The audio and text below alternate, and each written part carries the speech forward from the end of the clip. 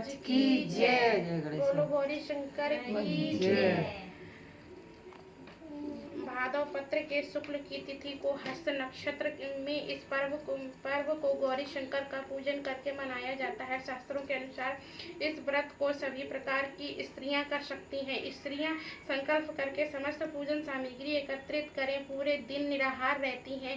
संध्या काल को स्नान करके शुद्ध वस्त्र धारण करके पार्वती और शिव की प्रतिमा बनाकर पूजन करना चाहिए।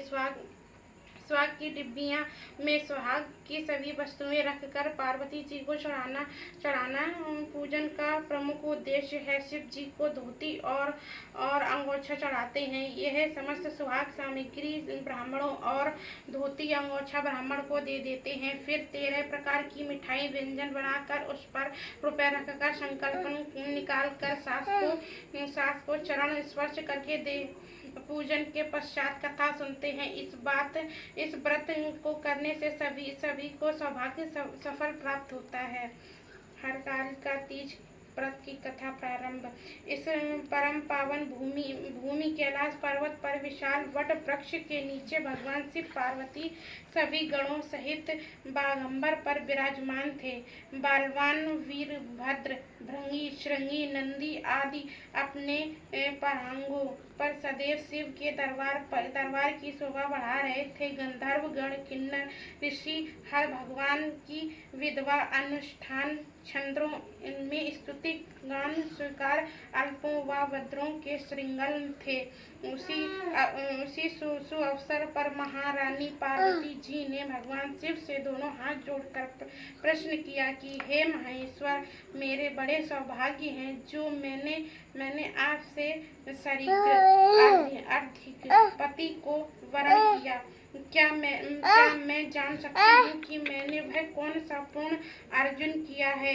आप अंतर्मयी हैं, मुझे दासी को वर्णन करके बताने की कृपा करें। महारानी पार्वती जी की ऐसी प्रार्थना सुनकर शिव जी बोले, वरना तुमने यदि उत्तम पुण्यों का संग्रह किया था जिससे मुझे प्राप्त किया, वह अति गुप्त व्रत है, पर तुम पर प्रकट करता हूँ। यह व्रत भाद्रपद मास के शुक्ल पक्ष की तीज को मनाया जाता है, जो हरतालिका तीज के नाम से प्रसिद्ध है। जैसे तारों गुणों में चंद्रमा, नवग्रह और सूर्यों में वर्णों में ब्रह्मण, देवताओं में गंगा, पुराणों में महाभारत, वेदों में सोम, इंद्रों में मन, वैसे सब व्रतों में यह व्रत श्रेष्ठ है। जो हरतालिका तीज हस्त नक्षत्र युक्त पेड़ वह भी और महान पुण्यदायी होता है।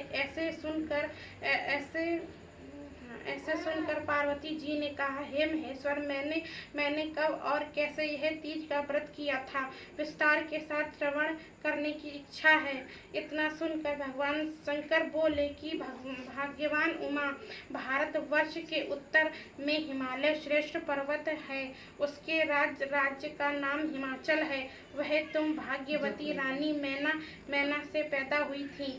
तुमने बालकाल से ही मेरी आराधना करना आरंभ किया था। कुछ उम्र बढ़ने पर तुमने हिमालय की दीर्घायु दुर्गम गुफाओं में जाकर सहेली सहित मुझे पाने हेतु तप आरंभ किया। तुमने शीघ्र ऋतु में बाहर चट्टानों पर आसन लगाकर तप किया। वर्षा ऋतु में बाहर पानी में तप किया। हेम ऋतु में पानी में खड़े होकर मेरा ध्यान में संलग्न रही। इस प्रकार 6 ऋतुओं में तपस्या करने पर भी तुम मेरे दर्शन न मिले। तब तुमने अर्धमुख होकर केवल वायु सेवन किया। फिर वृक्ष के सूखे पत्ते खाकर इस शरीर को क्षीण किया। ऐसी तपस्या में लीन देखकर महाराज हिमाचल को अति चिंता हुई और तुम्हारा विवाह हेतु चिंता करने लगे। इसी सुअवसर पर देव ऋषि नारद जी उपस्थित हुए और राजा ने अति हर्ष के साथ नारद जी का स्वागत पूजन किया और उपस्थित होने के कारण जानने की इच्छा हुई। नारद जी ने कहा, राजन, मुझे भगवान विष्णु ने भेजा है। मैं चाहता हूँ कि आपकी सुंदर कन्या का योग वर प्राप्त हो। इसलिए वैकुंठ निवास शेषी भगवान ने अपनी कन्या का वरण स्वीकार किया है। क्या आपको स्वीकार है? राजा हिमाचल ने कहा, महाराज, मेरा सौभाग्य है जो मेरी कन्या को विष्णु जी ने स्वीकार किया और मैं अवश्य ही उन्हें अपनी कन्या उमा का कन्यादान करूंगा। यह सुनिश्चित हो जाने पर नारद ने वैकुंठ पहुंचकर श्री विष्णु भगवान से पार्वती जी के विवाह का पूर्ण होना सुनाया। उधर महाराज हिमाचल ने वन में पहुंचकर पार्वती जी को भगवान विष्णु के साथ विवाह होने का निश्चय सुनाया। ऐसा सुनते ही पार्वती जी को महान दुख हुआ। उस दुख से तुम विलय होकर अपनी सखी के पास पहुंचकर विलाप करने लगी। तुम्हारा विलाप देखकर सखी ने तुम्हारी इच्छा जानकर कहा, देवी, मैं तुम्हें ऐसे गुफा में तपस्या के लिए ले जाऊंगी जहां महाराज हिमाचल तुम्हें ढूंढ भी नहीं सकेंगे। ऐसा कहकर सहेली उमा सहित हिमालय की गहना गुफा में विलीन हो गई। तब महाराज हिमाचल घबरा कर पार्वती जी को ढूंढते हुए विलाप करने लगे कि मैंने विष्णु जी को जो वचन दिया है वह कैसे पूर्ण होगा। ऐसा कहकर वह मूर्छित हो गए। तभी सभी पूर्ववासियों को साथ लेकर ढूंढने को महाराज ने पदार्पण कर ऐसा चिंता करे कि क्या मेरी कन्या कोई शीघ्र खो गई है।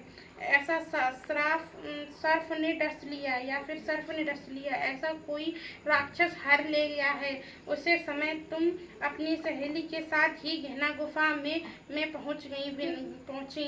बिना जल अन्न जन्म के मेरा व्रत को आरंभ करके नदी की बालू का लिंग स्थापित कर विधि वन में पुष्प जल से पूजन करने लगी। उसी दिन भद्र मास की तृतीया शुक्ल पक्ष हस्त नक्षत्र युक्त प्राप्त थी।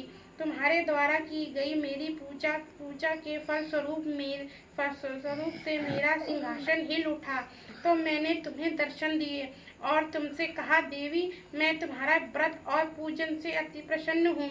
तुम अपनी कामना का मुझसे वर्णन करो। इतना सुन तुमने उज्ज्वलित भाव से प्रार्थना की। आप अंतर्मयी हैं, मेरे मन का भाव आपसे छुपा नहीं है।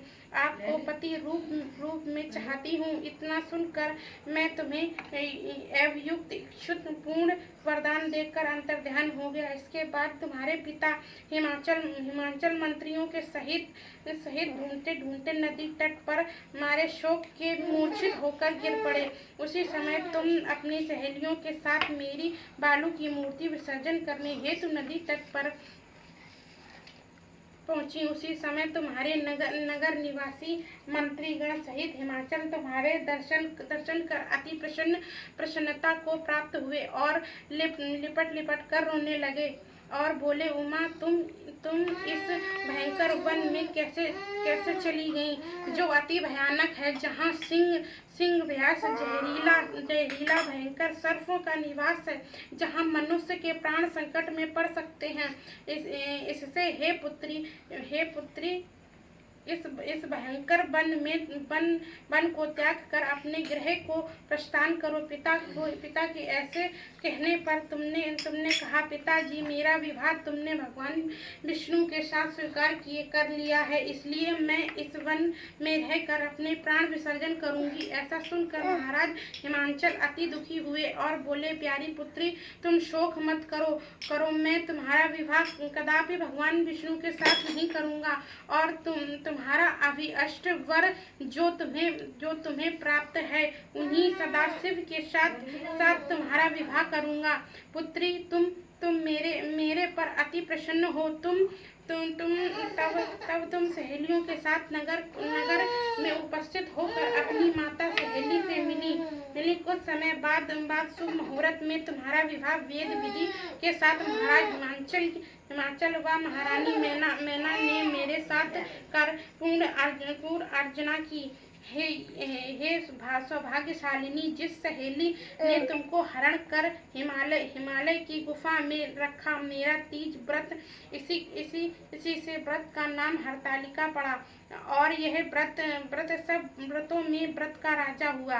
इस पर माता पार्वती ने कहा, हे प्रभु, आपने मेरा मिलन की सुख दुख कथा सुनाकर मुझे प्रसन्न किया, तो इस व्रत के करने का विधान व फल मुझे भी नहीं सुनाया। इसलिए कृपा करके मुझे इसके करने की विधि व पृथक फल भी सुनाइए। इतना सुनकर भगवान शिव ने कहा, प्रिय, मैं इस व्रतराज का समाधान फल सुना रहा हूँ। यह व्रत सौभाग्यवती नारी व पति चाहने वाले कन्याओं को करना चाहिए। यह व्रत भाद्रपद के शुक्ल पक्ष की तिथि को शाम को आरंभ कर तीज का व्रत धारण करें। यह व्रत निराहार, बिना फल बिना हार और निर्जला रहकर करना चाहिए। भगवान शिव पार्वती की प्रतिमा स्वर्ण की स्थापित करके केले के पुष्प आदि खंभे स्थापित करके रेशमी वस्त्र के चंदवो तना कर बंधनवार लगाकर शिव का बालू का लिंग स्थापित करके पूजन, वैदिक मंत्र, स्तुति, गान, वाद्य, वेरसक, मृदक, जंगर आदि से रात्रि जागरण करना चाहिए और भगवान शिव का पूजन करने के बाद फल फूल पकवान, लड्डू, मेवा, मिष्ठान, तरह के पकवान की सामग्री संपूर्ण कर फिर ब्राह्मण को देव अस्त्र, वस्त्र, पत्र आदि दान कर श्रद्धा युक्त देना चाहिए। भगवान शिव को प्रस्तुति व्रत वस्तु को सिद्ध पंचाश्रित मंत्र से ओम नमः शिवाय कहकर संपादित करना चाहिए। प्रार्थना करते हुए अपनी कामना इच्छा को भगवान शिव से सामने प्रस्तुत करें और पार्वती जी से आगे लिखें। प्रार्थना पत्र। जय जगत माता मेरी भाग्य विधाता, टेक तुम हो पार्वती शिव प्यारी, तुम दाता नंदन पुरानी सती संतों में रखी तुम्हारी। जय हो आनंद दाता, जय जगमाता। इच्छित वर मैं तुमसे पाऊं, भूले इच्छुक को दुख न उठाऊं। भाव भक्ति को तुमसे पाऊं, कर दो पूर्ण दाता, जगमाता। और ऐसी ये वो पूरी प्रार्थना के बाद पुष्प को दोनों हाथों में लेकर पुष्पांजलि समर्पण करें। फिर चतुर्दशी एवं शिवलिंग को नदी या तालाब में विसर्जन करें। फिर 3 ब्राह्मणों को भोजन कराकर दक्षिणा दें। इस प्रकार यह व्रत पूर्ण करने से नारी सौभाग्यवती होती है और धन व पुत्रों से आपकी जीवन व्यतीत करती है। कन्याओं को व्रत कराने से कुलीन विधान धनवान वर प्राप्त होने की सौभाग्य प्राप्त होता है। यह देवी सौभाग्यवती नारी इस व्रत को नहीं धारण करती, वह बार वैधव्य व पुत्र शोक को प्राप्त होती है। जो नारी द्वितीय के दिन व्रत रखकर चोरी से अन्न खाती है, वह सूकरी का जन्म पाती है। जो फल खाती है वह बंदरिया की योनि में प्राप्त करती है। जो जल पाती है वह जोग का जन्म लेती है।